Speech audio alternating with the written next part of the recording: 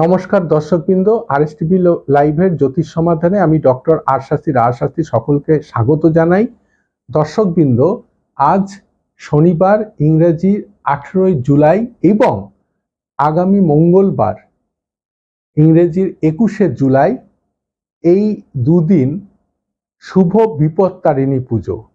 তাই আমার পক্ষ থেকে এবং আমার চ্যানেলের পক্ষ থেকে সকল দর্শকবৃন্দকে আজ 18 জুলাই এবং আগামী 21 জুলাইয়ের বিপত্তারিণী পুজোর প্রীতি শুভেচ্ছা, আন্তরিক অভিনন্দন এবং আশা করব মা বিপত্তারিণীর কাছে প্রার্থনা করি তার আশীর্বাদে আপনাদের জীবন আনন্দময় হোক, মঙ্গলময় হোক।